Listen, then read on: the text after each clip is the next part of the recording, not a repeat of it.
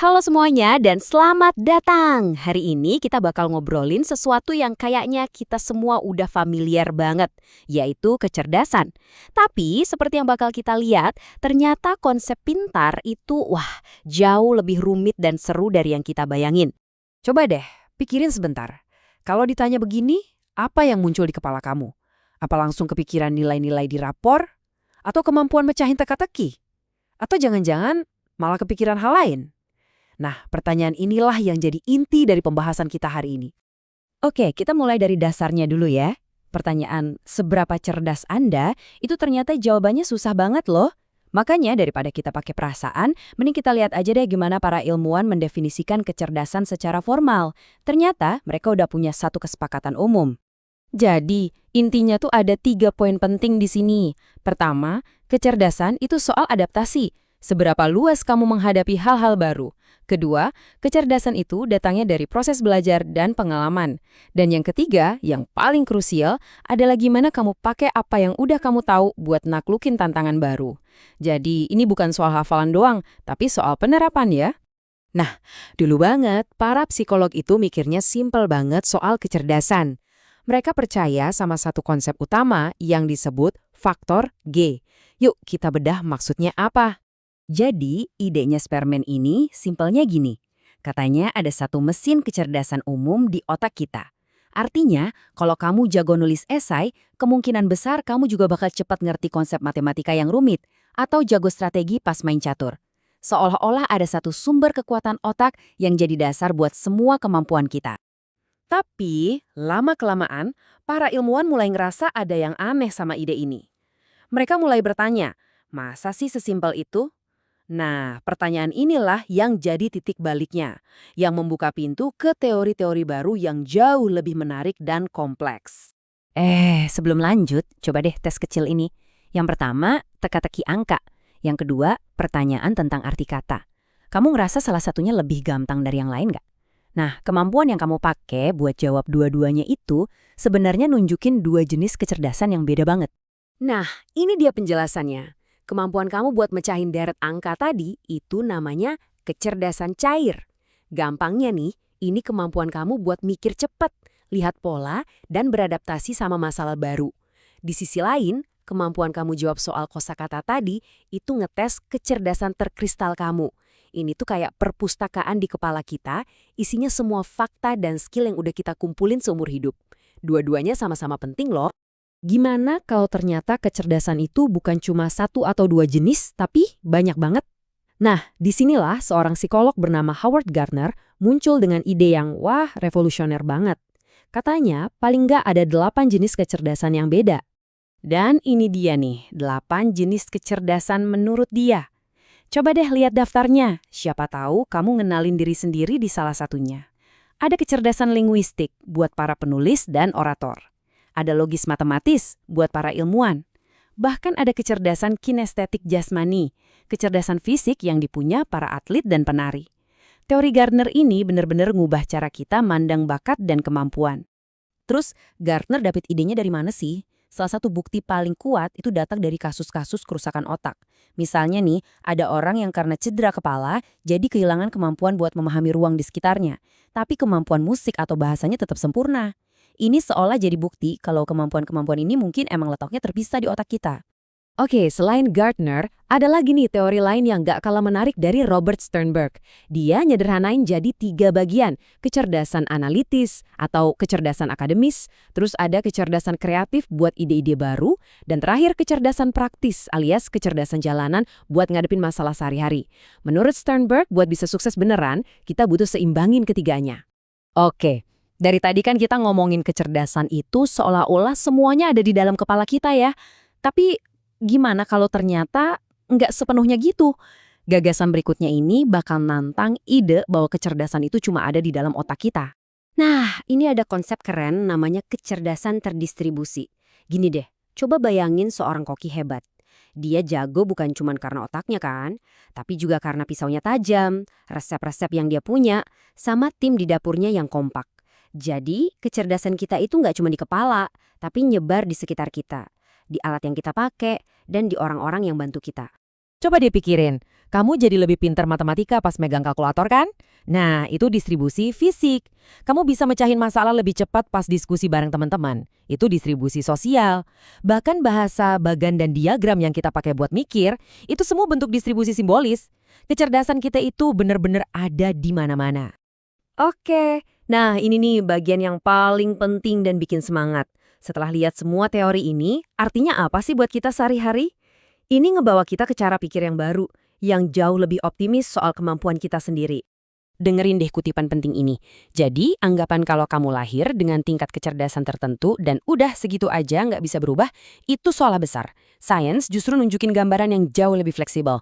Jadi, pesan utamanya gini. Anggap aja kecerdasan itu kayak otot. Bukan sesuatu yang paten, tapi sesuatu yang bisa dilatih. Tiap kali kamu belajar hal baru, atau nekat nyoba sesuatu di luar zona nyaman, atau bahkan kerja bareng orang lain, itu sebenarnya kamu lagi ngelatih dan ngebentuk otot kecerdasan kamu jadi lebih kuat. Skor IQ. Angka yang sering banget kita dengar kan? Tapi, apa sih artinya sebenarnya? Apa itu semacam label jenius yang nempel seumur hidup? Atau ceritanya lebih dari itu? Yuk, kita bedah bareng-bareng apa arti angka itu. Biar kebayang, gimana kalau kita coba langsung beberapa contoh soal yang mirip-mirip sama yang ada di tes IQ. Tenang, ini buat seru-seruan aja kok. Udah siap? Oke, kita mulai ya. Oke, soal pertama ini soal kosakata. Apa arti dari kata jumantara? Pertanyaan kayak gini nih tujuannya buat mengukur pengetahuan verbal kita ya, seberapa paham dan jago kita pakai bahasa. Jawabannya adalah langit atau angkasa. Ada yang benar? Lanjut ya, yang ini agak sedikit abstrak. Coba pikir, apa sih persamaannya kambing sama kumbang? Nah, ini nih yang ngetes penalaran abstrak. Jawaban paling dasarnya ya, dua-duanya sama-sama makhluk hidup, sama-sama hewan. Kalau kamu bisa nemuin lebih banyak lagi persamaan, itu lebih bagus. Oke, sekarang kita ke soal yang lebih praktis. Bayangin deh, kamu lagi di mall gede, terus kepisah dari keluarga. Apa yang bakal kamu lakuin? Di sini yang dicari itu bukan cuma satu jawaban benar, tapi lebih ke cara berpikir praktis kamu buat mecahin masalah. Mungkin ya cari satpam atau langsung ke pusat informasi kan? Soal keempat, ini soal pemahaman kiasan atau peribahasa. Apa sih maksudnya batu yang menggelinding tidak akan ditumbuhi lumut? Ini tuh soal kemampuan kita melihat makna tersembunyi di balik kata-kata. Intinya sih, orang yang pindah-pindah terus, dia nggak akan punya akar, entah itu tanggung jawab atau mungkin harta. Oke, yang terakhir, ini nonverbal, nggak pakai kata-kata, cuma pakai gambar buat ngetes penalaran visual. Coba lihat, lengkapi analogi ini. Kalau segitiga atas jadi segitiga bawah, berarti segitiga kiri jadinya? Yah, benar, jawabannya D, segitiga yang ngadep kanan. Ini murni soal melihat pola aja. Gimana tadi hasilnya? Nggak peduli jawaban kamu benar semua atau enggak, yang paling penting sekarang adalah, jadi apa sih maksud dari semua ini? Yuk sekarang kita masuk ke intinya, kita bongkar apa sebenarnya yang diukur sama skor IQ. Nah, ini dia poin kuncinya yang harus banget kita pahami. Skor IQ yang kita kenal sekarang itu bukan ukuran kecerdasan yang absolut loh, bukan kayak ngukur tinggi badan. Tapi skor ini nunjukin kemampuan kognitif kamu kalau dibandingin sama orang lain yang seumuran. Jadi ini tuh ukuran relatif bukan mutlak. Penting banget buat diingat. Skor-skor IQ ini kalau dikumpulin, distribusinya itu ngikutin pola yang namanya kurva lonceng. Maksudnya gimana? Gampangnya gini. Kebanyakan orang skornya itu numpuk di tengah-tengah, dekat rata-rata. Nah, makin jauh dari rata-rata, entah itu makin tinggi atau makin rendah, makin sedikit orang yang punya skor segitu. Dan angka keramatnya itu adalah 100. Angka 100 ini sengaja dijadiin skor rata-rata. Jadi, kalau skor IQ kamu pas 100, itu artinya performa kamu di tes itu ya rata-rata lah buat orang seumuran kamu. Simpel kan? Terus, seberapa banyak sih orang yang skornya dekat-dekat rata-rata? Ternyata banyak banget. Sekitar 68% itu lebih dari 2/3 orang punya skor IQ di antara 85 sampai 115. Artinya, ya, mayoritas dari kita semua itu ada di rentang ini. Oke, sekarang kita udah paham nih apa itu skor IQ. Pertanyaannya, terus gunanya apa? Nah, sekarang kita coba lihat salah satu hubungan yang paling sering dibahas, yaitu antara skor IQ dan prestasi di sekolah. Nah, ini ada satu hal yang sangat penting buat dibedain, korelasi sama sebab akibat. Emang sih, skor IQ yang lebih tinggi itu sering berkaitan sama nilai yang lebih bagus di sekolah. Tapi, ini bukan berarti IQ yang menyebabkan nilai bagus itu. Itu dua hal yang beda. Kenapa? Karena ada banyak banget faktor lain yang ikut main. Jadi, kalau bukan cuma IQ, terus apa lagi dong yang penting? Wah, daftarnya panjang. Ada motivasi dari diri sendiri, ada pengaruh teman-teman, kualitas guru yang ngajar, dukungan dari keluarga, bahkan hal-hal yang kelihatannya sepele kayak cukup tidur dan sifat pantang menyerah. Semua ini perannya gede banget buat sukses di sekolah. Ini nih yang membawa kita ke perdebatan super klasik. Kecerdasan itu asalnya dari mana sih? Apakah murni bawaan dari lahir, genetik gitu, atau justru dibentuk sama lingkungan kita selama kita tumbuh besar? Sederhananya, faktor keturunan atau didikan. Ternyata, bukti-bukti nunjukin kalau jawabannya adalah dua-duanya penting. Dari sisi keturunan, kita lihat deh, anak kembar identik kan gennya sama persis tuh. Nah, skor IQ mereka cenderung lebih mirip dibanding kembar yang nggak identik. Tapi, dari sisi lingkungan, pengaruhnya juga kuat banget. Contohnya, mindahin anak ke lingkungan keluarga yang lebih suportif, itu bisa naikin skor IQ-nya loh. Dan ya, sekolah itu sendiri juga terbukti punya efek positif buat kecerdasan. Jadi kesimpulannya gimana? Ini bukan pertandingan keturunan lawan lingkungan, realitasnya jauh lebih rumit. Gen dan lingkungan itu saling ngobrol, saling mempengaruhi dengan cara yang kompleks banget. Sampai-sampai kita mungkin nggak akan pernah bisa misahin keduanya 100%. Mereka itu partneran buat ngebentuk diri kita. Setelah ngomongin soal gen, soal skor, gampang banget ya kita kejebak mikir kalau kecerdasan itu ya udah segitu-gitu aja, nggak bisa diubah lagi, kayak udah takdir. Tapi beneran gitu. Coba kita lihat apa kata sains tentang ini. Dan ini nih bagian yang menurut saya paling keren dan ngasih harapan. Otak kita itu ternyata punya yang namanya plastisitas. Artinya apa? Artinya otak kita itu fleksibel, dia bisa ngatur ulang dirinya sendiri. Dan ini bukan cuma pas kita masih kecil loh, tapi terus berlanjut sampai kita dewasa. Otak kita itu pada dasarnya dirancang untuk terus belajar dan beradaptasi. IQ, kita semua pasti pernah dengar kan istilah itu? Sebuah angka yang seolah-olah bisa merangkum semua potensi kita. Tapi apa benar sesederhana itu? Oke, yuk kita bedah. Apa sih sebetulnya yang diukur sama skor IQ itu?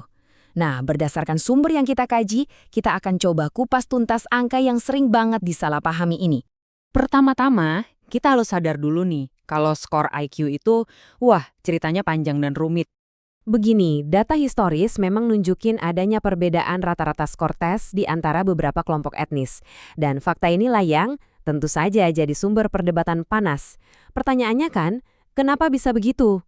Nah, ini dia nih kuncinya. Hampir semua ahli sepakat, perbedaannya itu bukan soal bawaan lahir atau genetik. Sama sekali bukan. Penyebab utamanya justru faktor lingkungan. Hal-hal seperti gizi, kondisi ekonomi, dan akses ke pendidikan yang berkualitas. Jadi ini bukan tentang gen, tapi tentang kesempatan.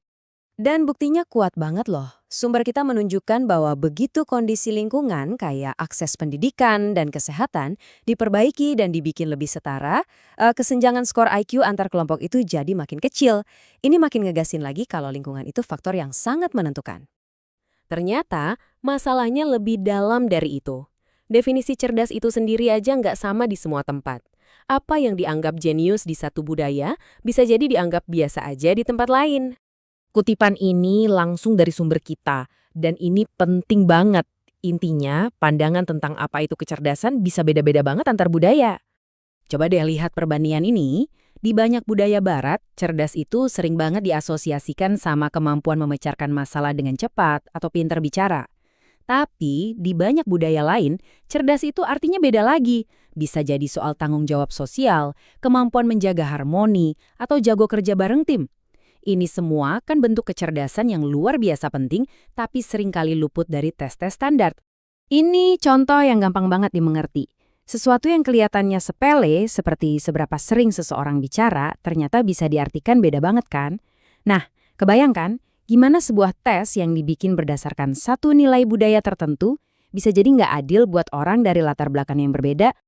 Jadi, kalau definisinya aja udah macam-macam, gimana dengan alat ukurnya? Yuk, kita lihat lebih dalam soal keterbatasan tes itu sendiri.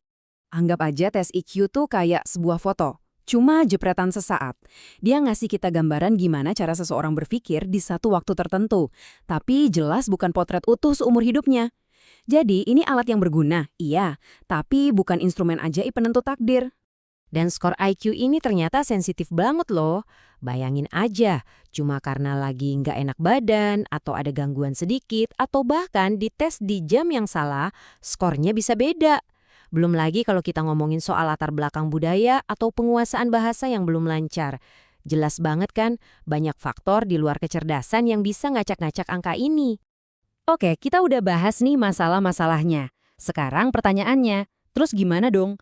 Gimana cara kita bisa lebih bijak menyikapi hal ini? Yuk kita masuk ke solusinya. Jadi ada 4 langkah cerdas yang bisa kita ambil. Pertama, dan ini paling penting, buang jauh-jauh pikiran kalau kecerdasan itu statis. Enggak, kecerdasan itu bisa tumbuh. Kedua, perlakukan tes itu sebagaimana mestinya. Sebagai salah satu kepingan puzzle, bukan gambaran utuh. Jangan pernah jadikan skor sebagai label. Ketiga, kalau mau ukur sesuatu, ya pakai alat yang pas. Mau tahu kemampuan matematika, ya pakai tes matematika, bukan tes IQ umum. Simpel kan? Dan yang terakhir, kita harus perluas pandangan kita tentang apa itu cerdas. Lihatlah bakat-bakat lain, kemampuan bercerita, kreativitas, jago bersosialisasi, hal-hal keren yang seringkali nggak terukur sama tes standar. Dan coba pikirin deh, ada banyak banget kualitas penting buat sukses yang sama sekali nggak diukur sama tes IQ. Misalnya, kemampuan berpikir kritis, mental baja alias nggak gampang menyerah, sama kemauan untuk terus belajar secara mandiri. Ini semua kan kunci sukses di dunia nyata? Oke, jadi apa intisari dari semua ini? Mari kita tarik benang merahnya. Pada akhirnya, pesannya sebetulnya sederhana banget. Kecerdasan itu luas, kaya, dan punya banyak warna. Satu angka aja nggak akan pernah cukup buat menangkap keunikan setiap orang. Kita harus benar-benar harus melihat manusia seutuhnya, bakatnya, semangatnya, kepribadiannya, semua potensi yang dia punya. Oke, pernah nggak sih Anda yakin banget kalau Anda itu tipe orang pembelajar visual? Nah, hari ini kita bakal kupas tuntas gagasan populer ini buat cari tahu gimana sih sebetulnya cara kita belajar. Banyak banget dari kita yang pakai label kayak gini kan. Tapi pertanyaannya gini, label itu sebenarnya bikin kita maju atau jangan-jangan malah membatasi kita? Oke, kita mulai dari sesuatu yang kita semua kenal banget, preferensi atau kesukaan dalam belajar.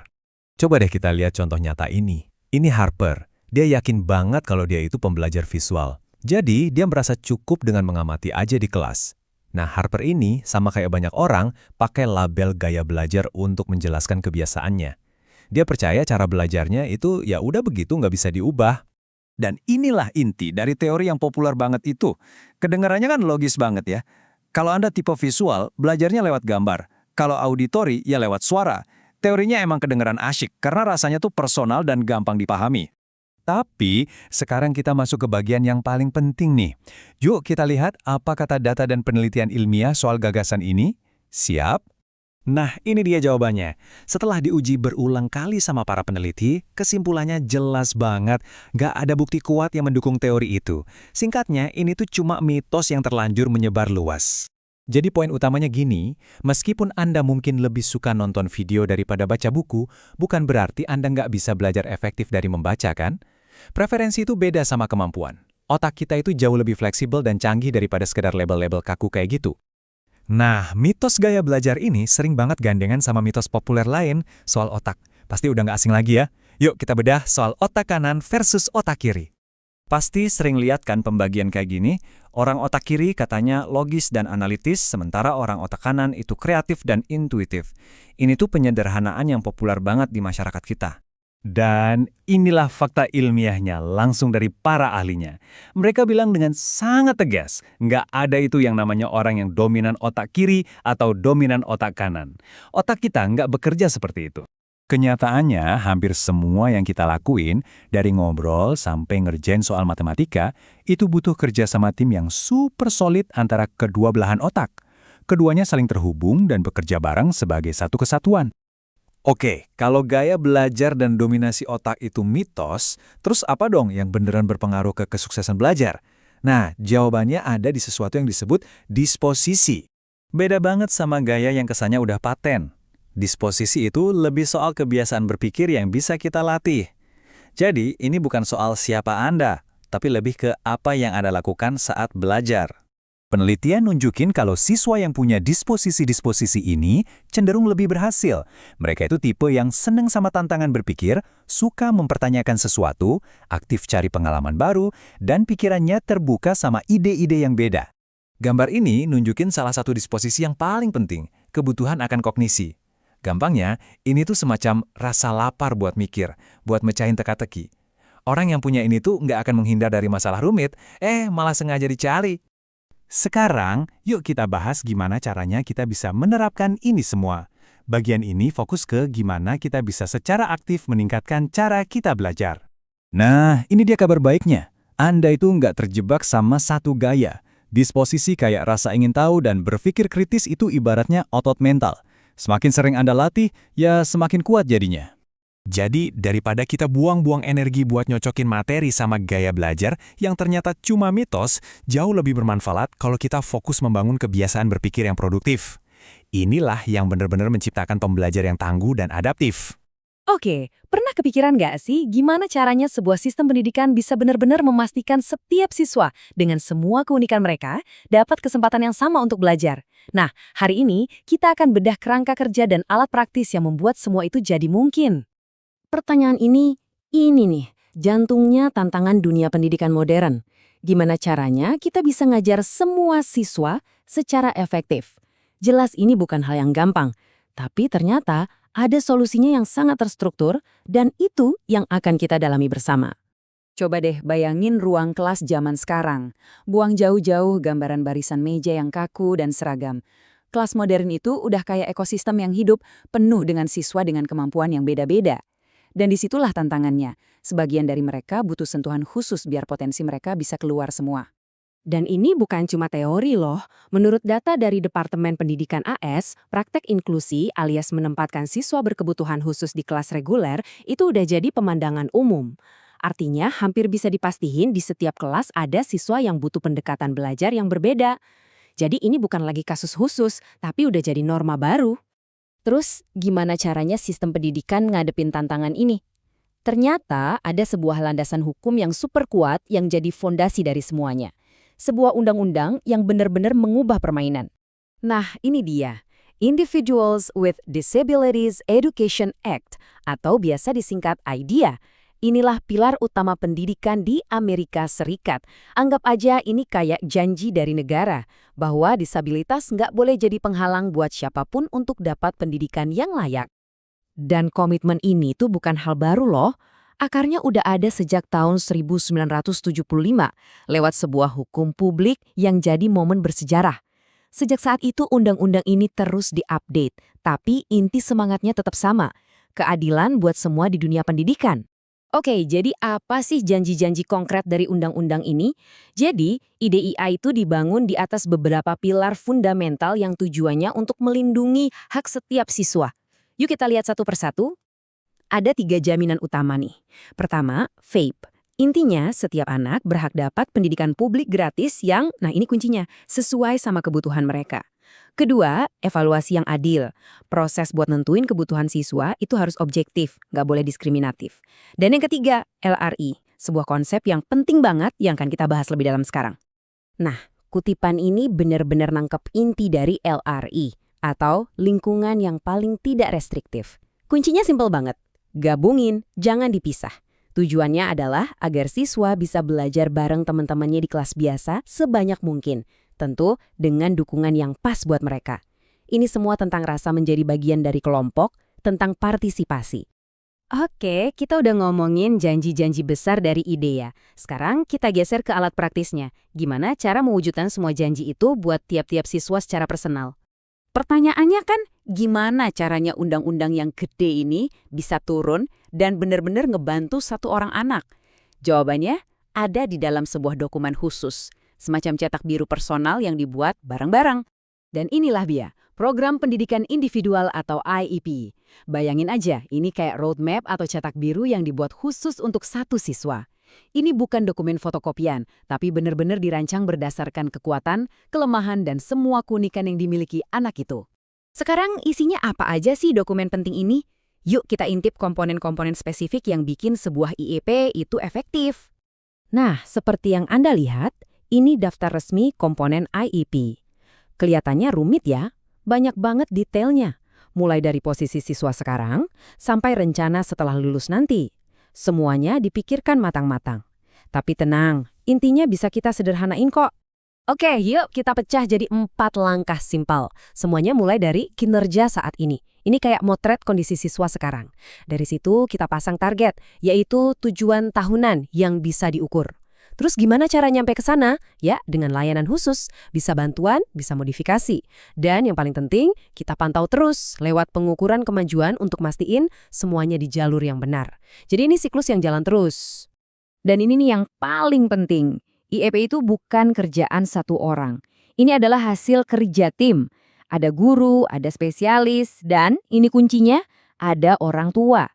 Suara keluarga itu krusial banget dalam proses ini. Karena kolaborasi inilah yang jadi kunci biar rencananya bener-bener pas dan ngena buat si anak. Oke, halo semuanya. Coba bayangin deh, di setiap ruang kelas itu kan isinya macam-macam siswa ya, dengan cara belajar yang unik-unik. Nah, kali ini kita akan coba selami dunia pendidikan berkebutuhan khusus. Kita akan lihat bareng-bareng gimana sih caranya kita bisa mastiin setiap anak tanpa terkecuali dapat kesempatan yang sama buat berkembang. Jadi kita mulai dari pertanyaan utamanya dulu. Inklusi. Apa ini sesederhana menempatkan semua siswa di satu ruangan yang sama? Atau jangan-jangan kenyataannya jauh lebih rumit dari itu? Yuk kita cari tahu. Pertama-tama, yuk kita lihat dulu perdebatannya. Kita bedah argumen dari kedua sisi, apa sih keuntungan yang dijanjikan sama kebijakan inklusi ini, dan apa juga kekhawatiran-kekhawatiran yang muncul bersamanya. Sebenarnya, semua ini akarnya dari satu prinsip yang kuat banget. Kalau di Amerika Serikat, ini diatur dalam undang-undang yang namanya IDEA. Intinya tuh simple, pendidikan itu bukan hak istimewa, tapi hak mendasar yang harus bisa diakses dan disesuaikan untuk setiap siswa penyandang disabilitas. Nah, disinilah letak inti perdebatannya.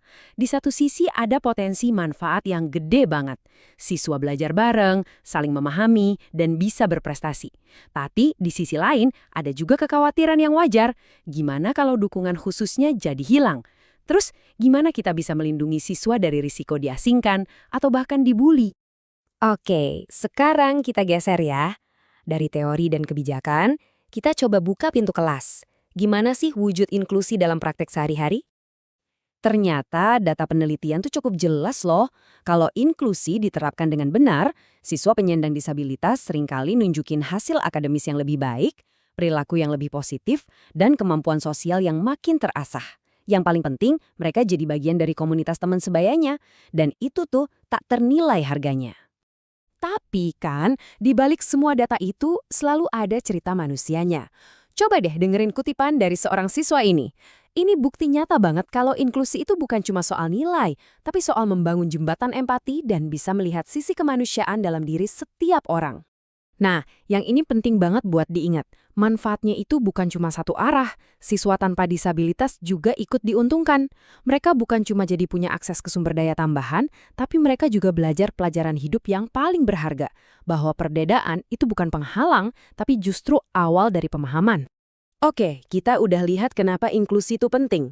Sekarang pertanyaannya, gimana caranya sekolah bisa mengidentifikasi siswa mana yang butuh bantuan? Gimana mereka tahu siapa aja yang perlu dukungan ekstra? Jadi, salah satu alat utama yang dipakai sekolah itu namanya Response to Intervention, atau disingkat RTI. Gampangnya, anggap aja ini kayak sistem deteksi dini supaya bisa kasih bantuan secepat mungkin, bukannya nunggu siswa sampai gagal dulu. Proses ini tuh kayak jaring pengaman berlapis. Tingkat pertama, semua siswa dapat pengajaran berkualitas tinggi.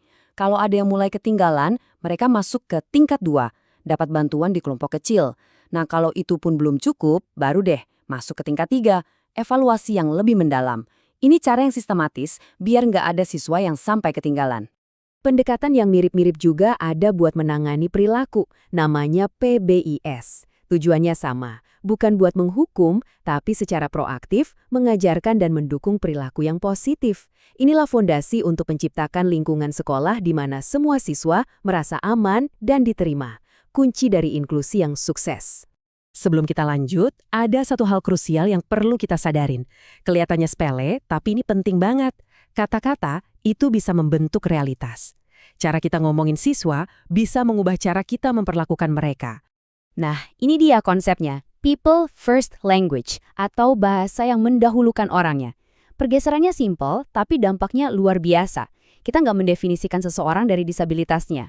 Mereka adalah seorang siswa, seorang anak, seorang manusia terlebih dahulu yang kebetulan menyandang disabilitas. Ini soal martabat dan rasa hormat. Jadi, apa aja sih sebenarnya yang termasuk kebutuhan khusus itu? Di bagian terakhir ini, kita akan coba jelajahi spektrum kebutuhan yang sangat beragam yang ada di kelas-kelas kita. Biar lebih gampang, yuk kita lihat 5 kategori umum yang sering dipakai buat mengelompokkan berbagai kebutuhan ini.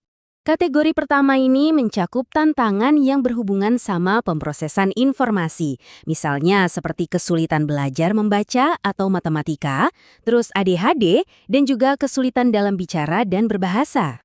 Kelompok kedua fokusnya pada tantangan sosial dan perilaku. Ini termasuk gangguan emosional dan perilaku, juga gangguan spektrum autisme yang biasanya mempengaruhi cara berinteraksi sosial dan berkomunikasi. Nah, 2 kategori berikutnya ini cakupannya luas banget. Mulai dari keterlambatan perkembangan intelektual secara umum, sampai berbagai tantangan fisik, kesehatan, dan sensorik, seperti gangguan penglihatan atau pendengaran. Semua ini butuh adaptasi yang unik di lingkungan belajar. Dan sekarang, kategori terakhir, yang mungkin bakal bikin Anda kaget. Pendidikan khusus itu ternyata nggak cuma buat siswa yang kesulitan, tapi juga buat siswa yang menunjukkan kemampuan atau bakat yang luar biasa. Tapi, ada satu detail penting di sini. Meskipun keberbakatan itu masuk area kebutuhan khusus, undang-undang seperti IDEA seringkali nggak mencakupnya. Kecuali kalau siswa tersebut juga punya disabilitas lain. Ini nunjukin betapa kompleksnya sistem dalam mendefinisikan dan melayani kebutuhan setiap siswa. Halo semua, pernah kepikiran gak sih kenapa ya ada siswa yang kelihatannya cerdas banget, tapi kok buat baca atau nulis ada susah banget? Nah, hari ini kita bakal bongkar semua miskonsepsi tentang kesulitan belajar. Kita nggak cuma ngomongin definisi, tapi kita akan coba ngerasain langsung gimana perjuangan mereka dan cari tahu cara-cara nyata buat ngebantu. Oke, kita mulai dengan pertanyaan simple aja. Anda ngerasa jago baca nggak? Pembaca yang cepat gitu. Anggap aja iya ya. Sekarang yuk kita tes sedikit. Oke, coba lihat layar Anda sekarang. Ada sebuah paragraf di sana. Tugasnya gampang. Baca dan coba pahami isinya. Nggak usah buru-buru. Saya kasih waktu beberapa detik, dimulai dari sekarang. Gimana rasanya? Agak pusing? Atau mungkin jadi frustrasi? Tenang, kalau iya itu wajar banget. Teks tadi emang sengaja dibikin susah. Jadi, ini bukan tes kecerdasan, sama sekali bukan. Anggap aja ini simulasi singkat. Rasa berjuang buat ngertiin tulisan tadi. Nah, coba bayangin kalau perasaan itu Anda alami hampir setiap jam, setiap hari di sekolah. Itulah kenyataan buat banyak siswa. Ini bukan soal mereka males, tapi soal cara kerja otak mereka yang emang sedikit beda. Dan dari sinilah kita mulai membangun empati. Jadi, apa sih sebenarnya kesulitan belajar itu? Oke, sebelum kita masuk ke definisi teknisnya, kita perlu bersihin dulu nih miskonsepsi yang ada. Mitos-mitos yang seringkali justru lebih nyakitin daripada kesulitannya sendiri. Yuk kita luruskan sama-sama. Nah, ini dia poin kuncinya. Kesulitan belajar itu kondisi neurologis. Artinya, ini sumbernya ada di otak. Ini bukan pilihan, bukan juga masalah perilaku, tapi murni tentang gimana cara otak seseorang dirangkai untuk menerima dan mengolah informasi.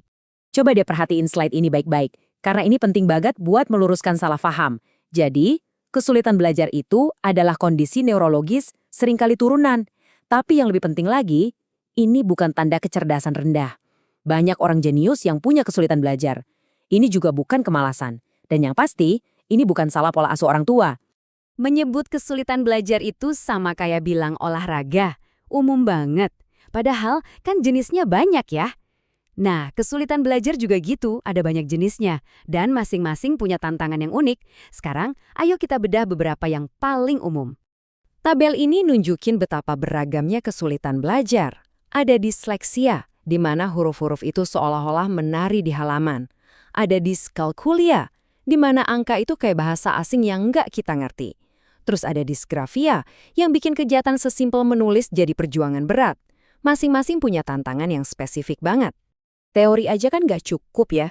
Biar kita benar-benar paham, yuk kita lihat satu contoh nyata gimana kesulitan ini kelihatan di kehidupan sehari-hari.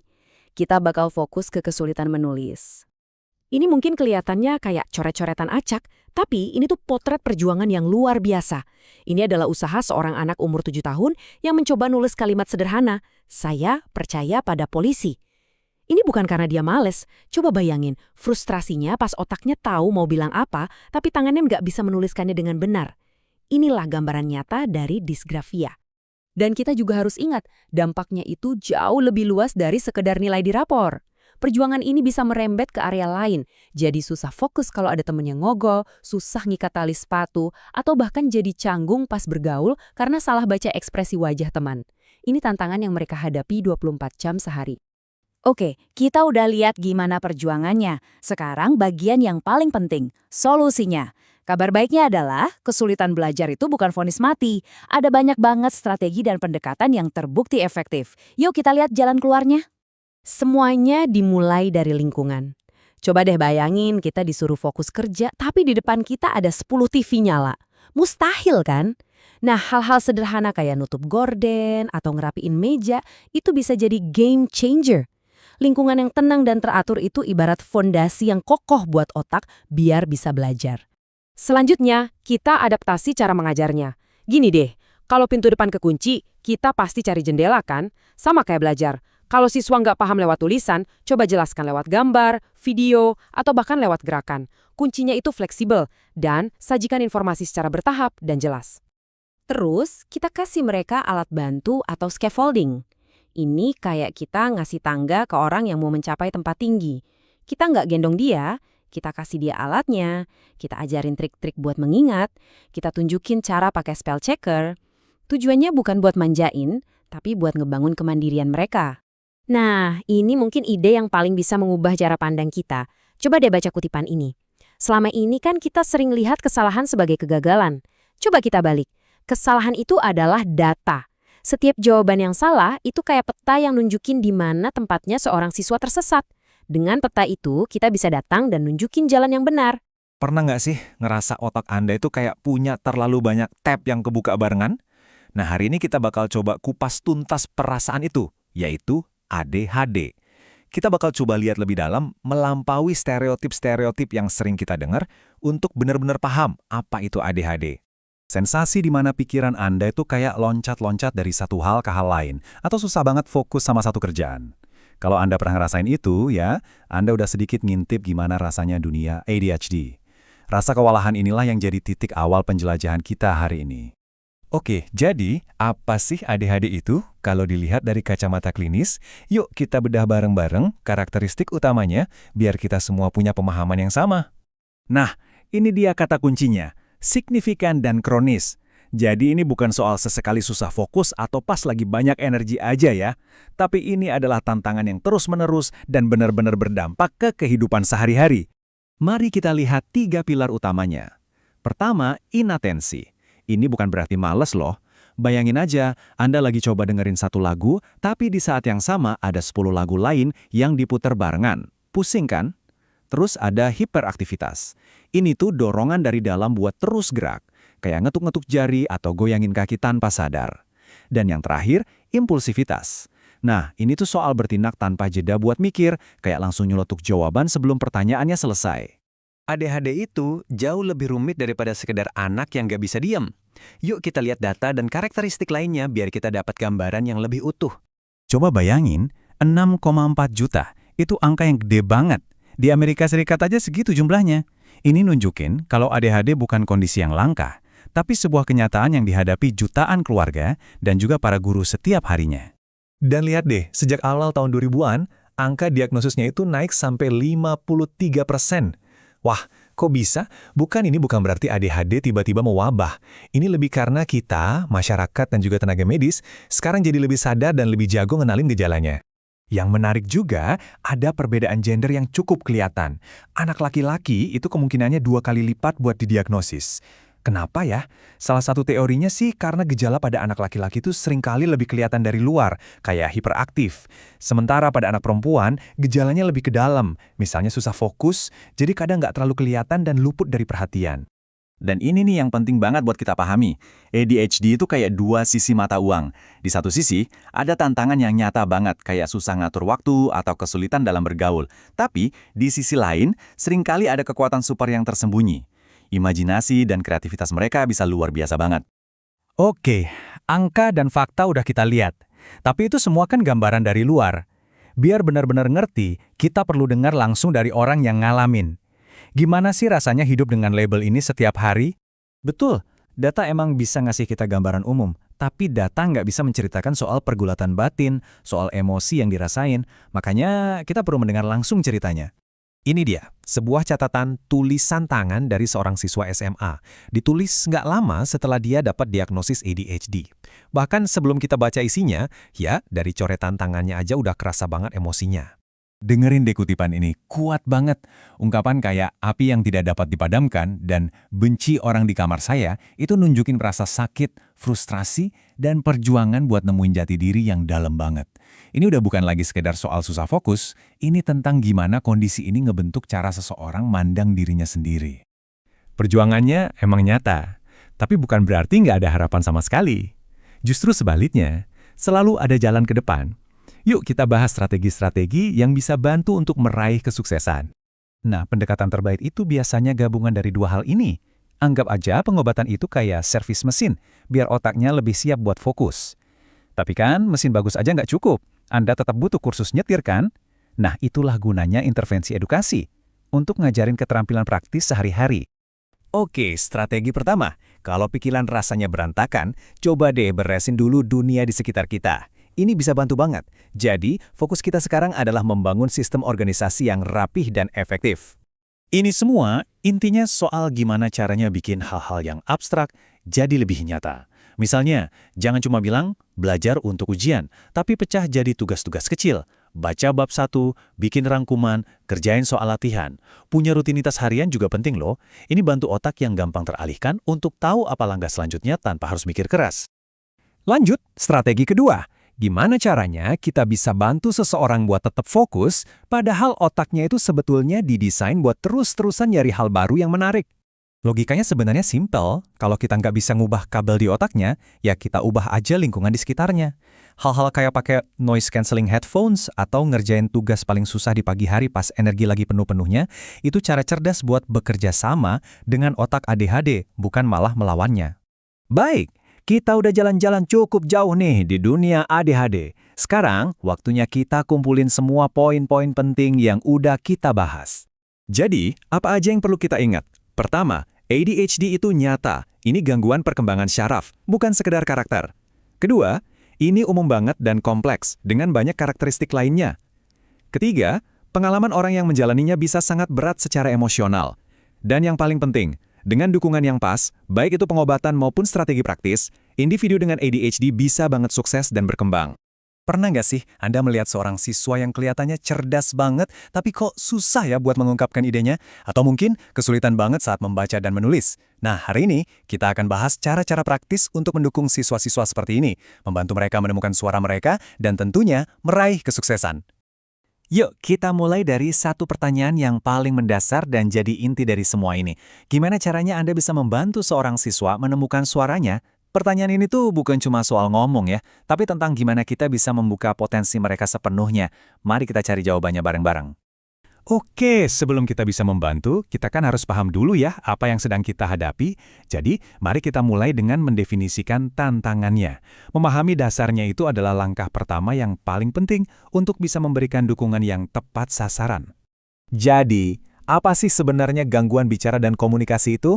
Gampangnya gini, ini adalah kondisi di mana kesulitan berbicara atau memahami bahasa itu jadi signifikan banget, sampai-sampai mulai mempengaruhi nilai dan partisipasi mereka di sekolah. Penting banget nih untuk diingat, ini bukan karena siswanya malas atau nggak mau mencoba. Ini adalah tantangan neurologis yang nyata. Terus apa aja sih tanda-tanda yang bisa kita amati? Kita mungkin akan melihat siswa yang sangat enggan bicara di kelas, atau punya kesulitan membaca dan menulis yang kayaknya nggak sebanding sama kecerdasan mereka. Tanda lainnya bisa juga berupa masalah artikulasi yang nggak hilang-hilang, atau bahkan gagap. Nah, mengenali pola-pola ini adalah langkah awal untuk memberikan bantuan yang mereka butuhkan. Definisi itu memang penting, tapi supaya benar-benar paham, kita harus coba melihatnya dari kacamata mereka. Yuk, kita coba rasakan bagaimana sih tantangan ini terlihat dari sudut pandang seorang siswa. Disinilah teori bertemu dengan kenyataan. Dan inilah contoh yang sangat kuat. Kita lihat di sini sebuah sampel tulisan dari anak berumur 7 tahun yang lagi ikut terapi wicara. Ini bukan sekedar coretan biasa loh. Ini adalah jendela langsung ke dalam pikiran mereka yang menunjukkan bagaimana tantangan berbicara itu bisa muncul di atas kertas. Coba deh perhatikan detail kecil ini. Anak ini menulis van untuk kata then. Ini adalah bukti nyata yang luar biasa. Pola bicaranya, di mana suara teach diganti jadi V, itu tercermin langsung dalam tulisannya. Ini pengingat yang kuat banget bahwa bagi seorang anak, bicara dan menulis itu adalah dua sisi dari mata uang yang sama. Oke, kita sudah memahami masalahnya. Sekarang, bagian yang paling penting. Apa yang bisa kita lakukan? Yuk, kita buka kotak peralatan kita yang isinya strategi-strategi praktis yang bisa langsung diterapkan oleh para guru untuk membantu siswa mereka. Ada 4 pilar utama nih untuk mengadaptasi instruksi. Pertama, ciptakan sebanyak mungkin kesempatan bagi mereka untuk bicara. Kedua, kasih mereka waktu, dengarkan dengan sabar, jangan dipotong. Ini menunjukkan rasa hormat. Ketiga, kalau Anda nggak yakin, tanya lagi. Ini jauh lebih baik daripada salah paham. Dan keempat, jangan lupakan teknologi. Perangkat EAC bisa menjadi suara bagi mereka yang kesulitan mengungkapkannya secara lisan. Saya mau menekankan banget poin tentang kesabaran. Poin yang paling krusial adalah menahan diri untuk tidak menyelesaikan kalimat mereka. Mungkin niat kita baik ya, mau membantu. Tapi dengan memberi mereka jeda dan waktu yang mereka butuhkan, kita sebenarnya sedang memberdayakan mereka. Kita menunjukkan bahwa pemikiran mereka itu berharga dan layak untuk ditunggu. Selanjutnya, kita akan perluas lagi kotak peralatan kita. Nah, strategi-strategi ini sifatnya lebih universal. Jadi nggak cuma untuk gangguan komunikasi, tapi untuk mendukung semua siswa yang mungkin menghadapi tantangan. Tujuannya adalah menciptakan kelas yang inklusif untuk semua. Ada 3 kunci dukungan yang sangat fundamental. Pertama, intervensi dini. Semakin cepat kita bantu, semakin kecil kemungkinan mereka tertinggal. Kedua, sesuaikan materi. Memberi buku yang terlalu sulit itu sama saja seperti membangun tembok di depan mereka. Ketiga, ekspektasi yang jelas. Kebingungan adalah musuh kemajuan. Siswa perlu tahu sukses itu seperti apa. Perbedaannya sangat jelas kalau kita lihat secara praktis. Di sebelah kiri, itu pendekatan standar. Satu buku teks untuk semua siswa, yang pastinya bisa bikin beberapa siswa frustrasi. Nah, di kanan, ini pendekatan yang disesuaikan.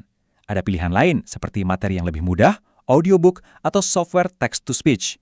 Ini bukan tentang menurunkan standar ya, tapi tentang menyediakan jalan yang berbeda menuju tujuan yang sama. Semua strategi ini, semua perangkat ini, pada akhirnya mengarah ke satu tujuan utama, membangun kepercayaan diri siswa. Kenapa?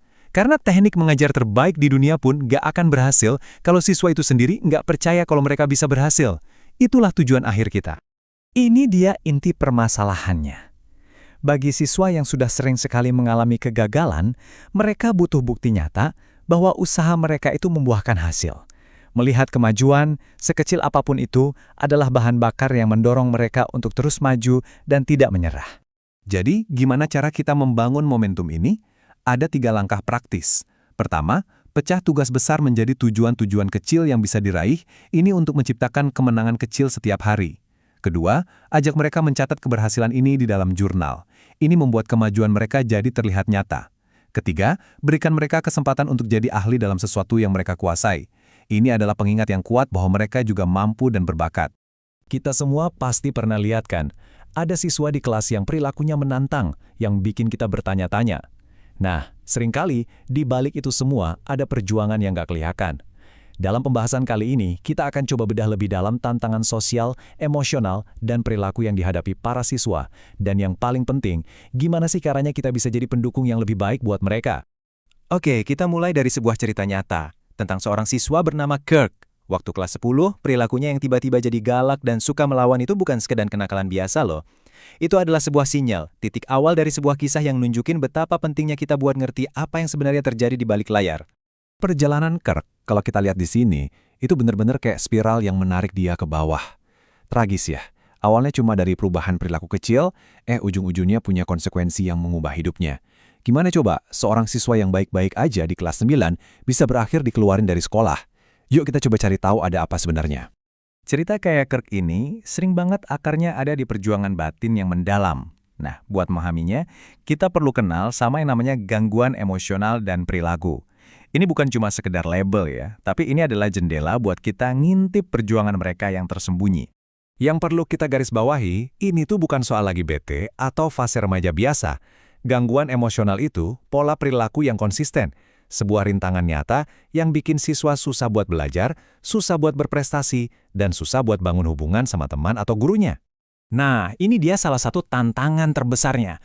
Gangguan ini bisa muncul dalam dua wujud yang beda banget. Ada yang namanya perilaku eksternalisasi, kayak agresi, suka melawan, ini kelihatan jelas. Tapi ada juga perilaku internalisasi, cemas, menarik diri, yang terjadinya di dalam. Ini nih perjuangan diam-diam yang sering banget kita lewatkan, padahal dampaknya bisa sama-sama merusak. Oke, sekarang kita geser sedikit ke kelompok siswa lain yang juga menghadapi tantangan sosial yang unik, yaitu mereka yang ada dalam spektrum autisme. Jadi gini, spektrum autisme itu secara mendasar mengubah cara seseorang memproses interaksi sosial. Ini bukan berarti mereka itu antisosial atau nggak mau berteman loh. Justru sebaliknya, mereka itu seakan-akan menjelajahi dunia sosial dengan peta yang sangat sekali berbeda, makanya mereka sering banget butuh rutinitas yang ketat buat menciptakan rasa aman.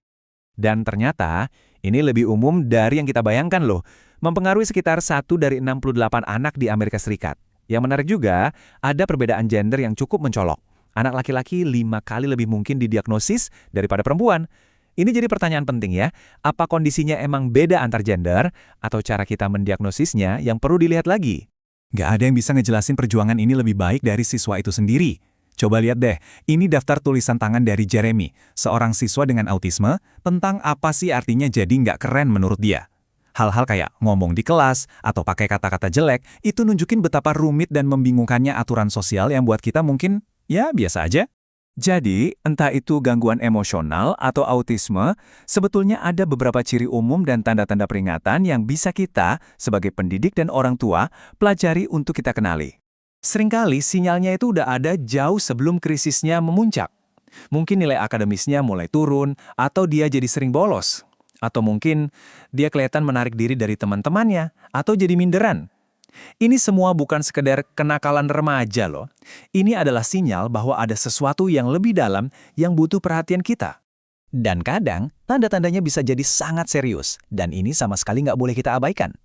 Perubahan kepribadian yang drastis, tiba-tiba menarik diri dari semua orang, atau bahkan ngomongin soal kematian.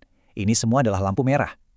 Mengingat bunuh diri adalah penyebab kematian kedua tertinggi pada remaja, mengenali tanda-tanda ini benar-benar bisa menyelamatkan nyawa.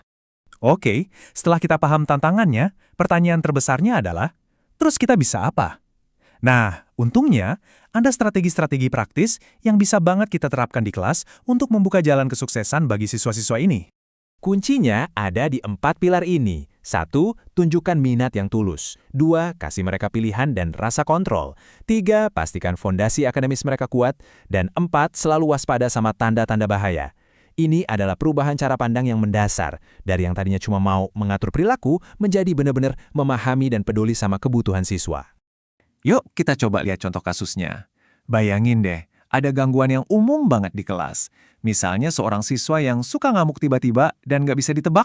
Solusinya, kita harus jadi detektif perilaku. Dengan mengamati baik-baik, seorang guru bisa nemuin pemicunya. Mungkin siswa itu frustrasi sama tugas, atau mungkin dia kewalahan sama suara bising. Begitu polanya ketahuan, guru bisa intervensi lebih awal, misalnya dengan mengalihkan perhatian siswa sebelum amarahnya meledak. Oke, contoh lain ya, gimana kalau ada siswa yang sering banget melanggar aturan? Misalnya suka ngambil barang temennya tanpa izin, kita harus gimana? Seringkali solusinya sesimpel kejelasan. Daripada ngasih hukuman yang umum, pengingat yang spesifik dan langsung seperti, ingat ya, kamu nggak boleh pinjam lem carry tanpa izin, itu jauh lebih efektif.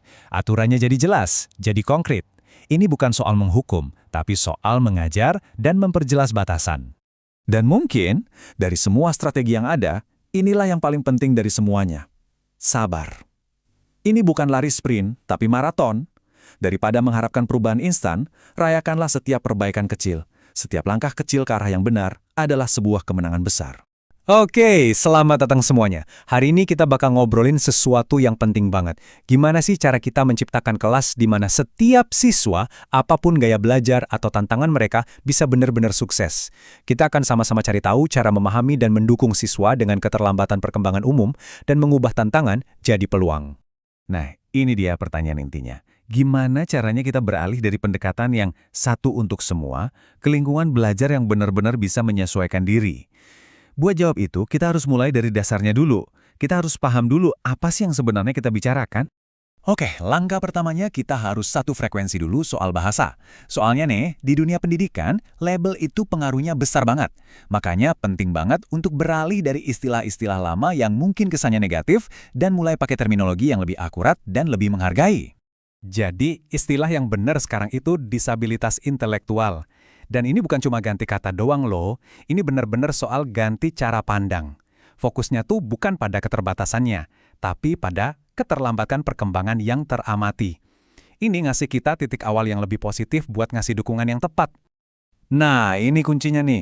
Diagnosis disabilitas intelektual itu bukan cuma soal skor IQ aja. Ada dua pilar utamanya, kecerdasan umum dan yang sama pentingnya perilaku adaptif. Artinya, ini bukan cuma soal apa yang seseorang tahu di kepala, tapi juga gimana mereka bisa berfungsi dan berinteraksi di dunia nyata sehari-hari. Coba kita bedah lagi soal perilaku adaptif ini. Intinya tuh soal skill sehari-hari. Misalnya, apa seseorang bisa ngatur jadwalnya sendiri? Atau ngelola uang jajan? Atau, yang juga penting, nangkep isyarat sosial pas lagi ngobrol sama teman. Nah, ini semua kan keterampilan hidup yang krusial, yang kadang jauh lebih penting daripada sekedar pengetahuan akademis. Oke, definisinya udah dapet. Sekarang, yuk kita coba lihat dunia dari kacamata mereka, dari sudut pandang siswanya. Dengan memahami karakteristik umum ini, tujuan kita bukan buat ngasih label, tapi buat ngebangun jembatan empati. Kira-kira apa ya yang mereka alami di kelas setiap harinya? Kita mulai dari dalam dulu ya, dari sisi kognitifnya. Gimana sih cara siswa-siswa ini memproses informasi? Paham soal ini tuh jadi kunci buat ngerancang cara ngajar yang bener-bener nyambung sama mereka. Coba deh lihat daftar ini. Jangan dilihat satu-satu. Anggap aja ini kayak domino yang saling nyambung. Contohnya, kalau rentang perhatiannya pendek, dan daya ingatnya lemah, ya jelas menggeneralisasi atau menerapkan satu konsep ke situasi lain jadi susah banget. Ini bukan karena kurang usaha loh, tapi karena memang ada tantangan pemrosesan yang nyata. Dan dari sinilah kita bisa mulai bantu. Tapi kan, belajar itu kan nggak cuma soal otak doang ya. Kelas itu kan juga tempat bersosialisasi. Jadi, yuk kita lihat juga gimana interaksi sosial dan keterampilan fisik ikut ngebentuk pengalaman belajar mereka. Nah, poin yang pertama ini, wah ini penting banget. Meskipun mungkin cara mereka bermain kelihatannya lebih mudah, keinginan mereka buat diterima dan jadi bagian dari teman-temannya, itu tulus banget. Ini bukan kelemahan loh, ini justru kekuatan. Ini adalah motivasi dari dalam yang bisa kita pakai buat ngebangun kelas yang saling dukung. Dan kalau kita lihat dari sumbernya nih, penjelasannya tuh dalam banget. Ini bukan sekedar daftar ciri-ciri biasa, tapi udah kayak peta jalan buat guru dan orang tua. Dengan pemahaman yang utuh begini, kita bisa melihat anak secara keseluruhan, kekuatannya, tantangannya, dan juga potensinya. Oke, teorinya udah ngerti. Sekarang, yang paling penting, so what? Apa yang bisa kita lakuin? Yuk, kita beralih dari teori ke aksi nyata. Ini dia strategi-strategi praktis yang bisa mengubah total pengalaman belajar di kelas. Jadi, ada 3 pilar utama dalam strateginya. Biar gampang ingatnya gini aja. Pertama, atur kecepatannya, biar mereka bisa membangun rasa percaya diri.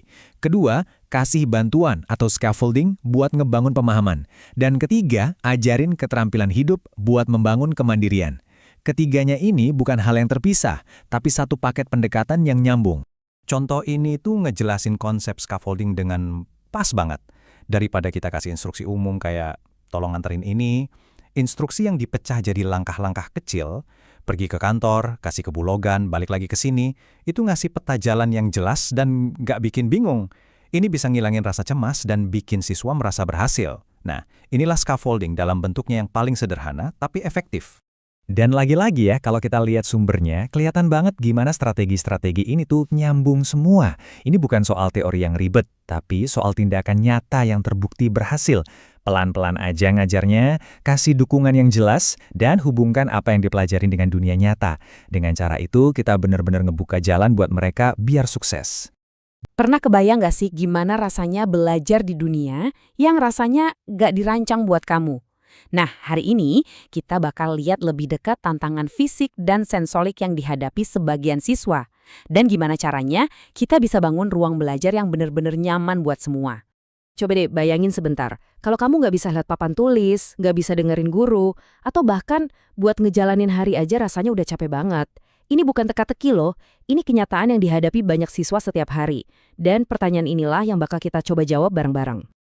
Oke, ini dia peta jalan kita. Kita akan mulai dengan ngintip gimana sih hari sekolah yang berbeda itu. Terus kita bakal dalemin 3 dunia tantangan, fisik, penglihatan, sama pendengaran. Nah, di akhir, kita akan satuin semuanya buat lihat gimana caranya kita bisa bangun kelas yang lebih baik buat semua orang. Oke, kita mulai ya. Buat sebagian siswa, hari-hari mereka di sekolah itu dibentuk oleh tantangan kesehatan yang nyata, kondisi yang bisa didiagnosis dokter, dan itu mengubah total cara mereka belajar. Nah, sekarang kita masuk ke hambatan fisik dan kesehatan. Ini tuh bukan cuma soal kursi roda atau tongkat ya. Justru seringnya tantangan terbesarnya itu yang nggak kelihatan. Hal-hal yang nguras energi dan fokus siswa di dalam kelas. Jadi, artinya apa sih ini? Ini bisa kondisi kayak cerebral palsy, epilepsi, atau bahkan efek samping dari pengobatan kanker. Intinya, cara ngajar yang biasa-biasa aja yang nggak bakal cukup. Perlu ada penyesuaian. Dampaknya itu jauh lebih dari sekedar fisik. Ini tuh kayak efek domino loh. Stamina yang rendah bikin energi buat fokus jadi berkurang. Sering absen karena sakit, artinya ketinggalan pelajaran penting. Nah, pelan-pelan ini bisa ngaruh ke nilai dan bahkan ke hubungan pertemanan mereka.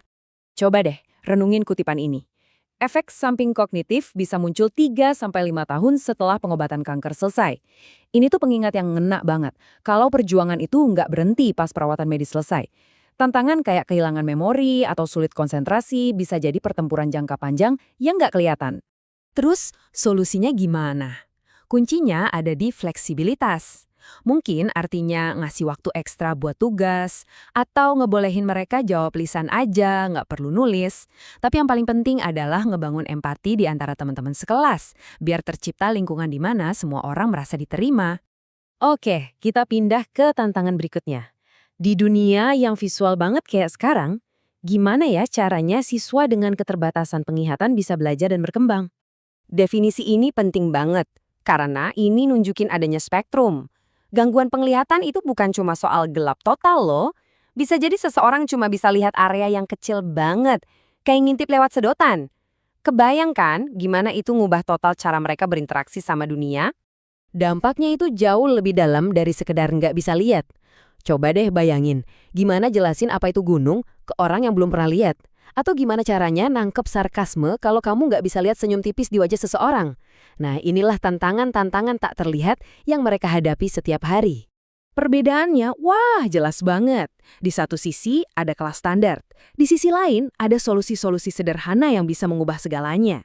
Ini bukan soal renovasi besar-besaran, tapi soal pemikiran yang cerdas, pakai peta timbul, dokumen dengan kontras tinggi, atau sekedar ngeluangin waktu buat ngejelasin tata letak ruangan. Nah, sekarang kita masuk ke kategori ketiga. Gimana ya rasanya belajar di kelas yang isinya omongan terus, buat siswa yang sulit mendengar? Ada satu hal yang penting banget buat kita pahami. Gangguan pendengaran itu nggak ada hubungannya sama sekali dengan kecerdasan.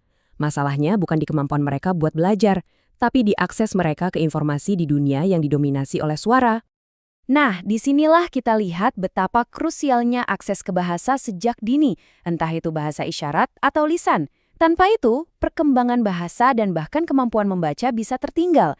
Ini juga bisa bikin mereka terisolasi secara sosial, karena komunikasi sama teman sebaya jadi lebih susah. Dan kadang, cerita pribadi itu ngomong lebih banyak dari apapun. Brad nulis tentang 2 saudara perempuannya yang tuli. Tumbuh bareng mereka, kadang aku nggak tahu apa yang mereka lewatkan di dunia ini. Meskipun mereka kadang sedikit gila, aku kan tetap sayang mereka. Ini tuh pengingat yang indah banget ya, tentang cinta dan keluarga di balik setiap diagnosis.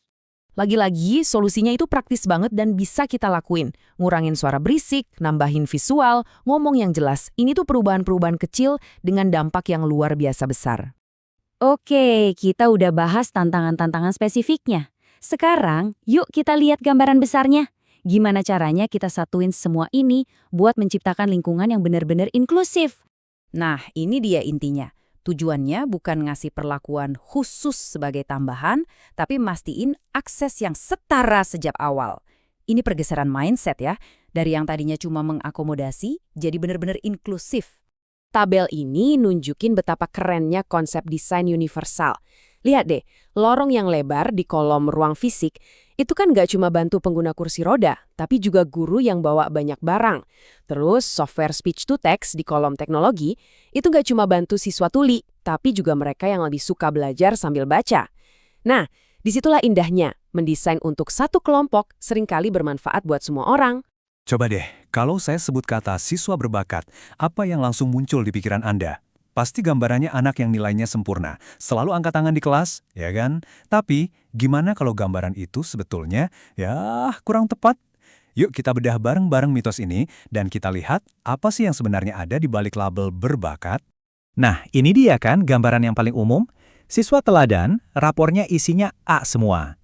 Tentu, ini stereotip yang kita semua kenal. Tapi, tahu nggak? Ini tuh cuma puncak gunung esnya aja.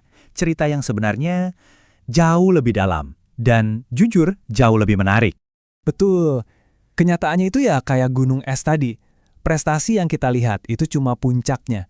Di bawah permukaan air, ada dunia potensi yang luar biasa kompleks dan sering banget nggak kelihatan.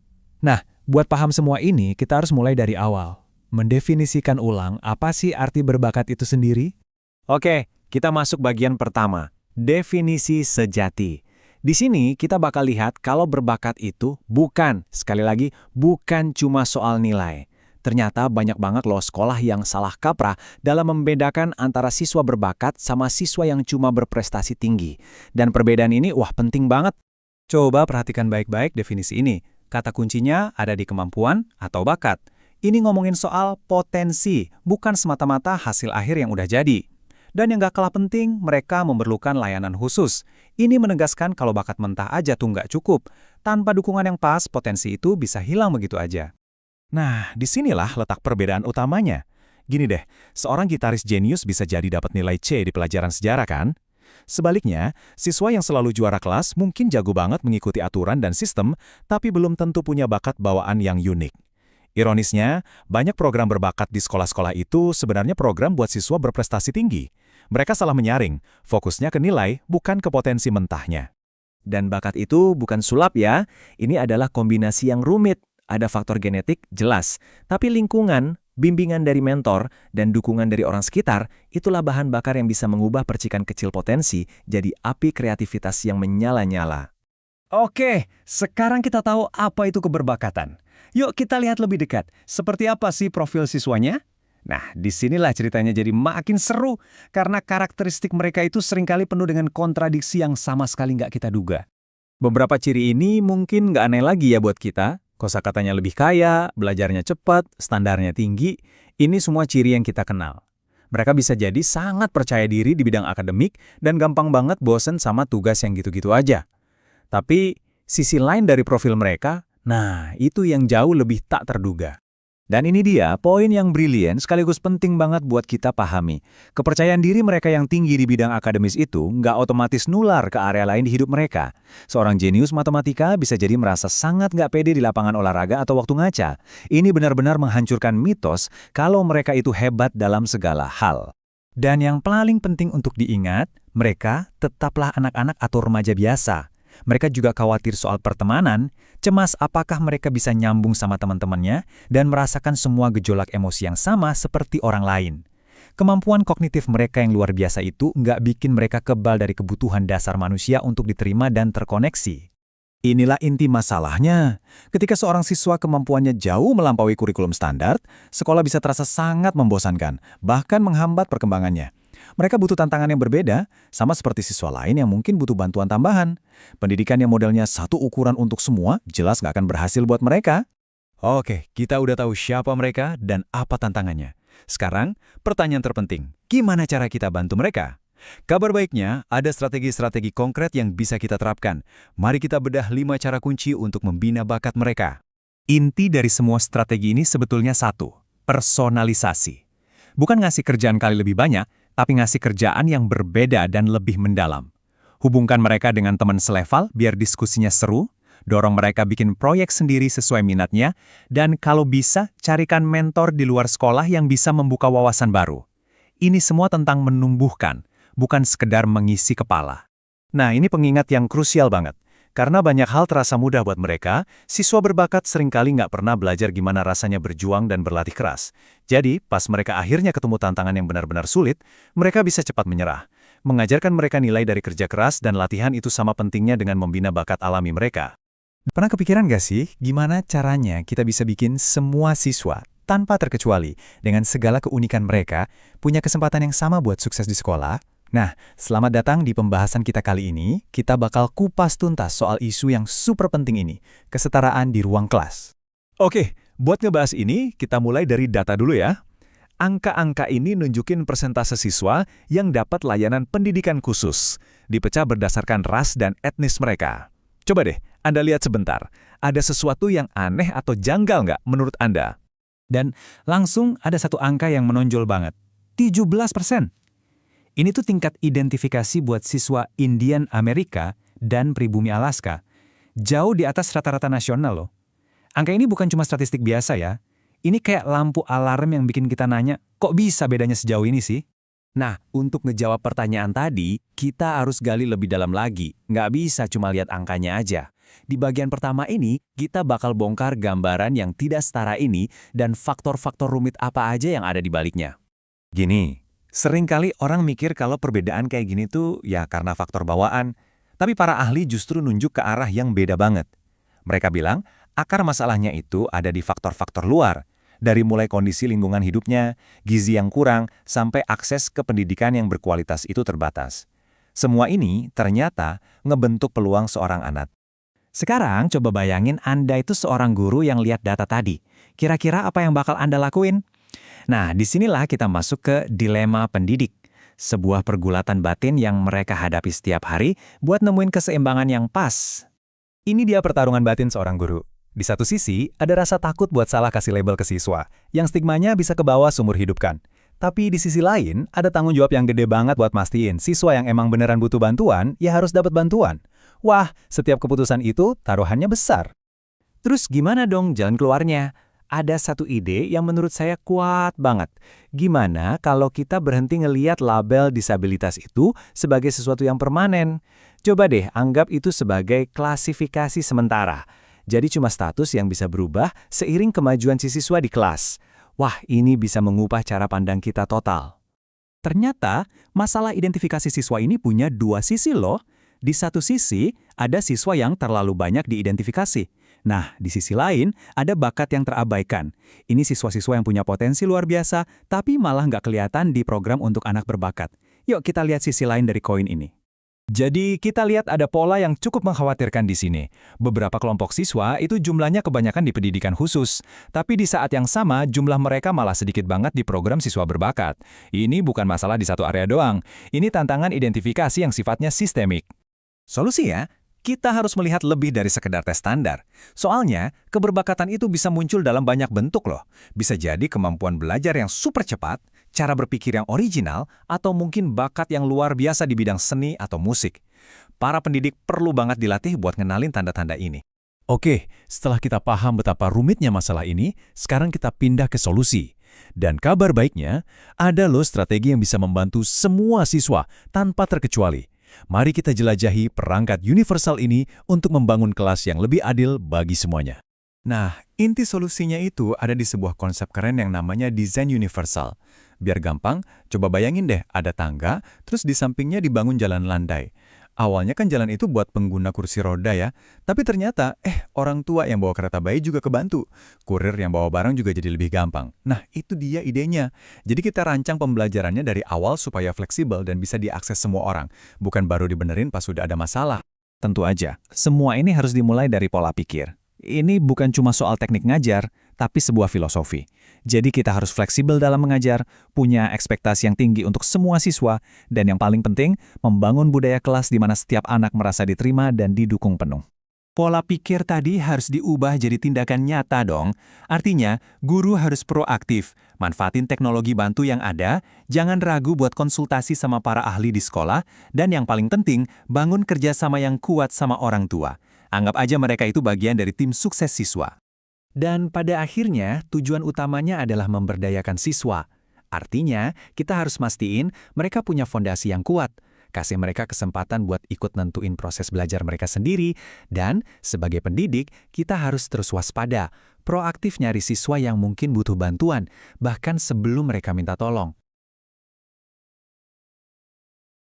Pernah nggak sih kenal sama siswa yang kelihatannya pinter, tapi kok nilainya jelek terus? Atau jangan-jangan itu pengalaman kamu sendiri? Nah, kali ini kita bakal coba mecahin teka-teki soal siswa rata-rata yang justru malah kesulitan di sekolah. Kenalin, ini Tim. Waktu kecil dia siswa yang biasa aja, nilainya cukup lah. Tapi pas masuk SMA, nah disitulah masalahnya mulai kelihatan. Tuntutan akademis makin berat dan dia mulai gagal di beberapa pelajaran. Yang bikin bingung, hasil tes kecerdasan nunjukin kalau kemampuannya itu rata-rata. Nah, ini dia pertanyaan utamanya. Kalau Tim secara statistik itu normal, loh terus masalahnya di mana dong? Pertanyaan ini tuh bukan cuma soal Tim loh, ini soal cara kita semua memandang dan ngertiin apa itu sebenarnya kecerdasan. Oke, kita bedah satu-satu ya. Biar bisa mecahin kasusnya Tim, pertama kita harus paham dulu, apa sih artinya rata-rata itu kalau kita ngomongin soal kecerdasan. Coba deh lihat kurva lonceng ini. Skor IQ 96-nya Tim itu nempatin dia persis di tengah-tengah, di mana kebanyakan orang ada. Ini artinya secara statistik dia sama pinternya kok kayak kebanyakan orang. So, jelas banget kan masalahnya tuh bukan karena dia nggak pinter. Kegagalan Tim ini bikin kita mikir lebih dalam deh. Emangnya satu angka IQ aja cukup gitu buat nentuin seseorang itu cerdas atau enggak? Yuk kita gali lebih dalam. Ternyata kecerdasan itu bukan kayak wadah yang kita isi penuh sama fakta-fakta. Bukan. Ini tuh lebih mirip kayak seperangkat alat, toolkit gitu, yang kita pakai buat bikin hal baru atau mecahin masalah. Ini soal kemampuan kita beradaptasi dan belajar, bukan skor mati. Dulu tuh para ahli mikirnya cuma ada satu jenis kecerdasan umum. Tapi pandangan yang lebih baru nunjukin kalau ada banyak banget cara buat jadi cerdas. Mungkin ada orang yang gak jago matematika, tapi dia jago banget baca perasaan orang lain. Atau punya feeling musik yang luar biasa. Coba pikirin gini deh. Kecerdasan cair itu kemampuan kamu mecahin teka-teki yang baru pertama kali kamu lihat. Nah, kalau kecerdasan kristal, itu semua pengetahuan yang udah kamu kumpulin, kayak ya kosakata atau fakta-fakta sejarah. Dua-duanya ini alat penting, tapi beda fungsi di dalam toolkit kecerdasan kita. Nah, buat sukses di dunia nyata, kita tuh butuh 3 jenis kecerdasan. Yang analitis, itu yang kita pakai di sekolah buat ujian. Yang kreatif, bantu kita nemuin solusi yang out of the box. Dan yang praktis, itu ya ilmu jalanan lah. Kemampuan buat bergaul dan nyelesain masalah sehari-hari. Jadi, ini dia intinya. Nilai Tim cuma dari skor IQ-nya yang 96 itu, ibaratnya kayak kita mau ngertiin satu simfoni utuh, tapi cuma dengerin satu nada doang. Nggak bakal bisa kan? Kecerdasan itu punya banyak sisi, dan satu angka aja nggak akan pernah cukup buat ngejelasin semuanya. Nah, cara pandang yang sempit soal kecerdasan ini malah melahirkan satu mitos yang populer banget di dunia pendidikan. Mitos yang mungkin malah ngerugiin siswa kayak Tim. Saya yakin deh sebagian besar dari kita pasti pernah dengar kan? Katanya kan setiap orang punya gaya belajar masing-masing yang paling pas buat mereka. Tapi beneran nggak sih itu? Ini mungkin bakal bikin kaget ya, tapi faktanya emang gitu. Mungkin kamu lebih suka belajar pakai gambar, tapi itu bukan berarti otak kamu cuma bisa belajar pakai cara itu. Penelitian justru nunjukin kita semua belajar paling bagus kalau informasinya disajiin pakai berbagai cara, bukan cuma satu. Cerita si Harper ini nunjukin banget bahayanya. Pas dia dilabelin pembelajar visual, dia jadi percaya kalau dia nggak perlu ngembangin skill lain, kayak ngomong misalnya. Jadinya, label itu bukannya ngebantu, malah jadi tembok yang ngehambat pertumbuhan dia. Oke, jadi kalau skor IQ aja nggak cukup dan gaya belajar itu ternyata cuma mitos, terus gimana dong cara kita benar-benar ngebantu siswa kayak Tim? Tenang, untungnya ada pendekatan yang jauh lebih oke. Di banyak negara, ada kerangka hukum yang mastiin setiap siswa dapat dukungan yang mereka butuhin. Prinsip utamanya adalah setiap anak, apapun tantangan yang mereka hadapi, berhak dapat pendidikan yang berkualitas dan pas buat mereka. Jadi, kerangka kerja ini bukan cuma soal aturan, tapi ini soal keadilan. Ini ngejamin evaluasi yang adil, dan yang paling penting, ada rencana yang dibikin khusus, namanya Program Pendidikan Individual atau disingkat EIP. Nah, apa sih itu? Jadi IEP ini bukan sekedar dokumen mati loh, ini tuh hasil rembukan satu tim. Ada guru, spesialis, dan orang tua juga. Tujuannya ya buat ngelihat siswa itu secara utuh, ngertiin apa kelebihan dan kekurangannya, terus bikin rencana aksi yang bener-bener bisa bantu dia sukses. Nah, dari semua tadi, yuk kita tarik benang merahnya. Gimana caranya kita bisa bergeser dari yang cuma ngukur-ngukur siswa jadi bener-bener ngebina potensi mereka? Terus apa yang bisa kita lakuin? Gini, pertama ubah mindset kita. Fokusnya itu ke gimana cara numbuhin kecerdasan, bukan cuma ngasih label. Kedua, anggap tes itu kayak peta buat ngebantu kita ngerti, bukan tujuan akhir. Dan yang paling penting, ingat, kesuksesan itu dipengaruhi banyak hal, bukan cuma satu angka doang. Dan ini pesan yang paling penting dari semuanya. Kecerdasan itu bukan takdir. Kecerdasan bisa kita bangun. Setiap pengalaman baru, setiap tantangan yang kita hadapi itu semua kesempatan buat jadi lebih baik, lebih pintar. Kalau kita pakai pendekatan ini, siswa kayak tim itu bukan lagi teka-teki yang bikin pusing, tapi jadi potensi yang tinggal nunggu buat dikembangin. Pertanyaan yang sebenarnya penting itu bukan seberapa pinter sih dia, tapi gimana ya cara kita bantu dia jadi versi terbaik dari dirinya sendiri.